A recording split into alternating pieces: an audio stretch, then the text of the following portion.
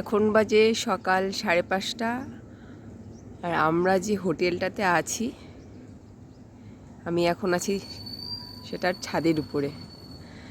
ছাদের থেকে একদম রামলালার মন্দির দেখা যাচ্ছে স্পষ্ট। এখনো অনেক কাজ হচ্ছে। এটা হচ্ছে অযোধ্যার ভোরের ভিউ।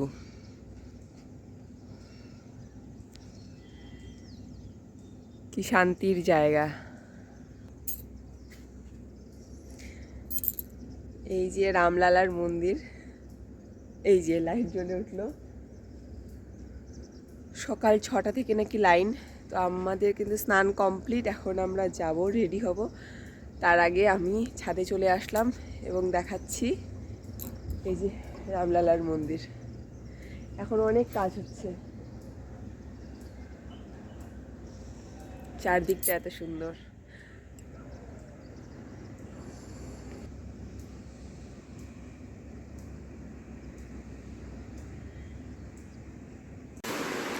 আজ অযোধ্যাতে দ্বিতীয় দিন। আজকে আমরা যাচ্ছি, প্রথমে যাব হনুমানগড়ি, তারপরে যাব দশরথ মহল, এরপরে যাব কনক ভবন এবং তারপরে যাব রামলালার দর্শন করতে। এখন আমরা বেরিয়ে যাচ্ছি। এখন বাজে সকাল 7:30। বেরিয়ে যাওয়ার আগে সবাই মিলে আমরা একটা সেলফি তুলে নিলাম। প্রথমেই আমরা যাব হনুমানগড়ি। হোটেল থেকে আমরা বেরিয়ে পড়েছি, এখন হনুমানগড়ির উদ্দেশ্যে রওনা দিয়ে দিলাম। এই যে সবাই বেরিয়ে পড়েছি।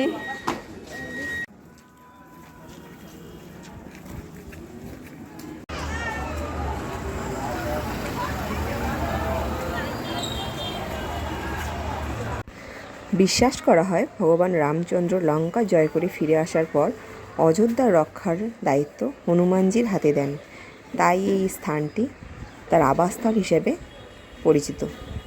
হনুমানগড়ি ঢোকার আগে এই খুব সুন্দর একটি জায়গা রয়েছে যেখানে সবাই সেলফি তুলছিল, তাই আমরাও তুলে নিলাম।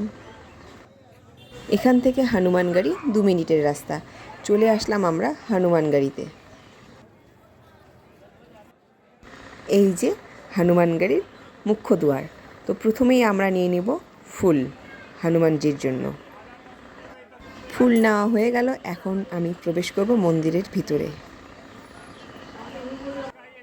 মন্দিরের ভিতর ঢুকতে প্রায় 76টি সিঁড়ি উঠতে হয়।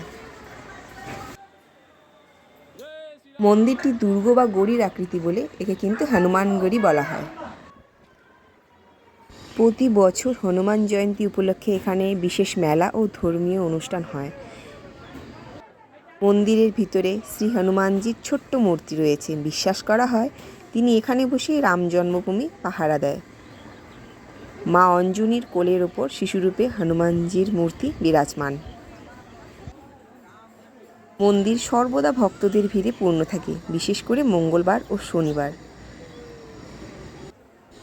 মনে করা হয় যিনি অযোধ্যার রামলালার দর্শন করতে আসবেন তাকে প্রথমে হনুমানগড়ি দর্শন করতে হবে। তো আমাদের এখানে হনুমানজির দর্শন হয়ে গেছে। আমরা এখন যাচ্ছি দশরথ মহলের উদ্দেশ্যে। এটা হচ্ছে দশরথ মহলে ঢোকার মেন গেট। সর্বদা ভক্তদের ভিড় থাকে এই দশরথ মহলে। গেটে কিন্তু খুব সুন্দর কাজ করা রয়েছে। আমরা প্রবেশ করেছি দশরথ মহলের ভিতরে। তো প্রথমে আমরা হাত পাটা ধুয়ে নেব, তারপরে মন্দিরের ভিতরে প্রবেশ করব। মন্দিরের বাইরে কিন্তু রয়েছে হাত পা ধোয়ার জন্য কল।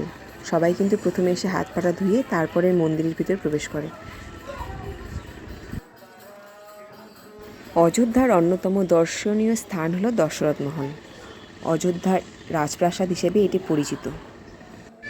কথিত আছে এখানে রাজা দশরথ বসবাস করতেন এবং এখানেই ভগবান শ্রীরামচন্দ্রের জন্ম হয়েছিল, তাই এটি শ্রীরাম জন্মভূমির সঙ্গে গভীরভাবে যুক্ত। এখানে রয়েছে ভগবান রাম, লক্ষ্মণ, ভরত ও শত্রুঘ্নের মূর্তি। নিত্য ভজন, কীর্তন ও পূজার অনুষ্ঠানও সবসময় হয়ে থাকে। সকাল থেকে সন্ধ্যা পর্যন্ত এই মন্দির খোলা থাকে ভক্তদের জন্য। ধর্মীয় শোভাযাত্রা বা অনুষ্ঠানের সময় এখানে বিশেষ ভক্তিমূলক অনুষ্ঠান হয়। এখানে আমরা অনেকক্ষণ সময় কাটালাম। এখন আমরা বেরিয়ে পড়ব কনক ভবনের উদ্দেশ্যে।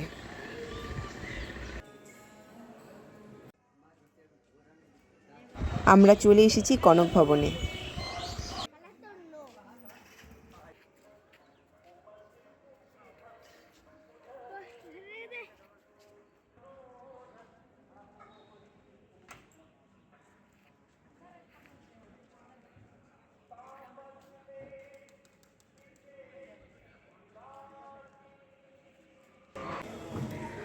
আমরা এখন আছি কনক ভবনে।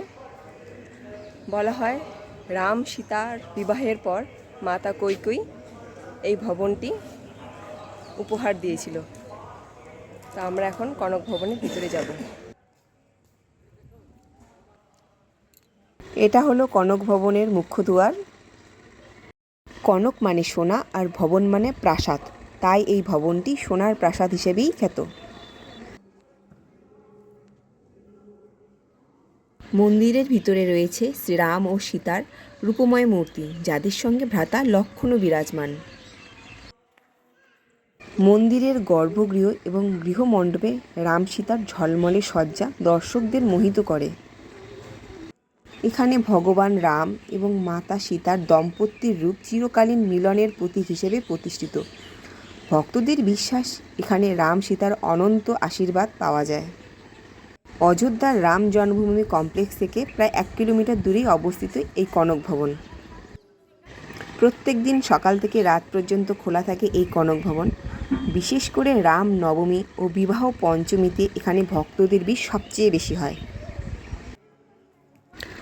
আমরা কিছুক্ষণ মন্দিরের ভিতরে বসবো।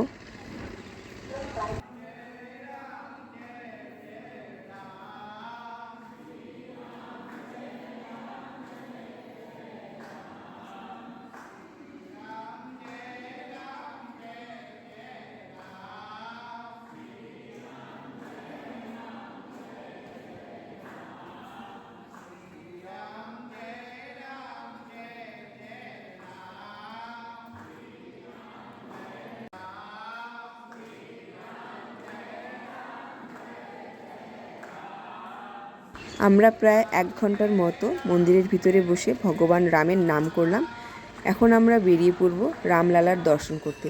তার আগে আমরা সবাই বাইরে একটা সেলফি তুলে নিলাম।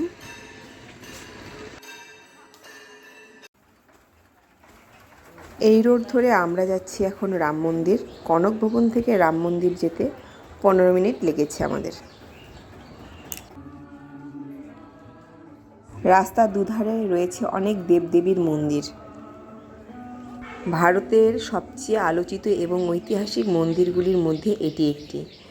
এটি ভগবান শ্রী রামচন্দ্রের জন্মভূমি। হিন্দু বিশ্বাস অনুযায়ী এখানেই ত্রেতা যুগে ভগবান রামচন্দ্র জন্মগ্রহণ করেছিলেন।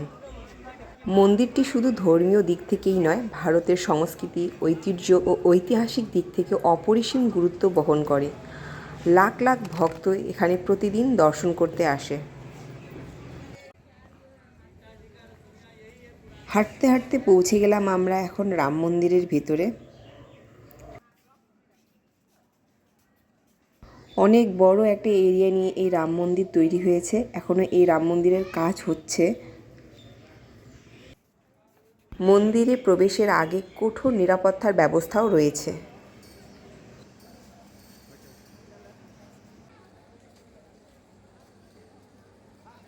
মন্দিরে ঢোকার আগে সবার ব্যাগ চেক করা হলো এখানে। মন্দিরের চারিদিকে প্রাচীর ও প্রবেশদ্বারগুলো দারুণভাবে অলঙ্কৃত রয়েছে। ভেতরে বিশাল প্রাঙ্গণ, স্তম্ভ ও খোদাই করা ভাস্কর্য রয়েছে। মন্দিরের উচ্চতা প্রায় 161 ফুট এবং 3 তলা বিশিষ্ট। এখন আমরা মোবাইল, ব্যাগ সব রেখে দেব এই কাউন্টারে। রামলালার দর্শন করে কাউন্টার থেকে মোবাইল, ব্যাগপত্র সব নিয়ে আমরা বেরিয়ে পড়ি।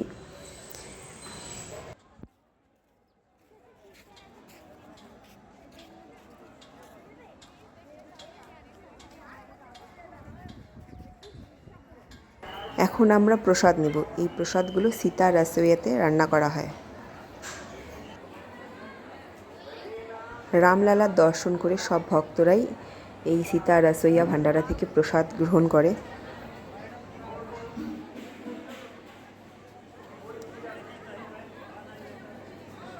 প্রসাদে রয়েছে গরম গরম খিচুড়ি। তো আমি এখানে মাকে দিয়ে দিলাম আর ছেলের জন্য নিয়ে নিলাম। ছেলে গরমটা ধরতে পারছে না, তাই ওর জন্য নিয়ে নিলাম আমি। প্রসাদ খাওয়ার পরে আমরা চলে এসেছি হোটেলে। এটা হচ্ছে আমাদের হোটেল, যেটাতে আমরা রয়েছি।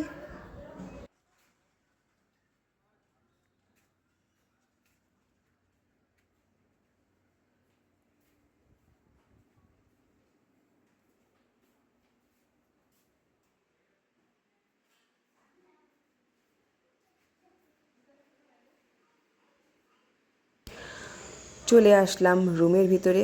প্রথমেই ফ্রেশ করে দেবো ছেলেকে, তারপরে নিজে ফ্রেশ হয়ে নেব। ফ্রেশ হয়ে একটু রেস্ট করতে হবে, কেননা বাইরে প্রচুর গরম ছিল আর সকাল থেকে আমরা অনেক হাঁটাহাঁটি করলাম, তাই আগে রেস্ট করে নিব। তারপরে আবার আমাদের ট্রেন রয়েছে, আজকে বের হতে হবে বেনারসের উদ্দেশ্যে।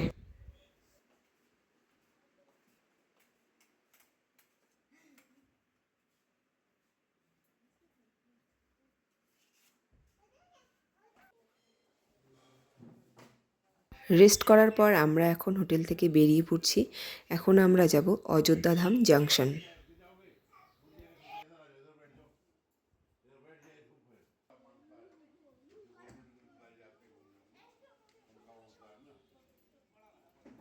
হোটেলের বাইরে থেকে আমরা একটা ই রিক্সা রিজার্ভ করেছি।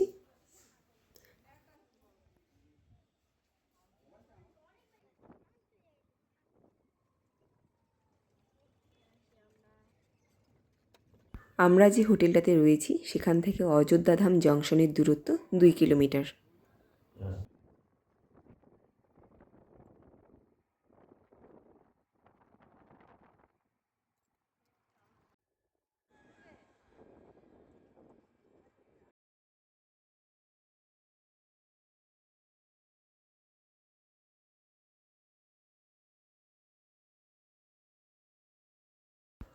চলে এসেছি আমরা অযোধ্যাধাম জংশনে।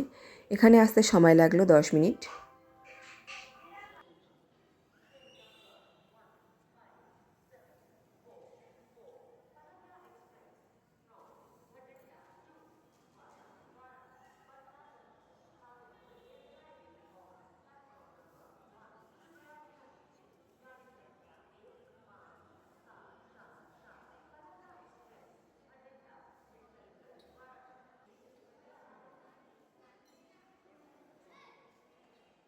আমরা যে ট্রেনটি ধরে বেনারস যাব সেই ট্রেনটির নাম হলো দুন এক্সপ্রেস। ট্রেন নাম্বার হলো 13010। অযোধ্যাধাম জংশন থেকে ট্রেন ছাড়বে 11:30 আর আমাদের বেনারস পৌঁছে দিবে 4:30। তো আমরা এখানে ট্রেনে উঠে পড়েছি। সবাই ভালো থাকবে, সুস্থ থাকবে। দেখা হচ্ছে পরের ভিডিওতে। জয় শ্রীরাম।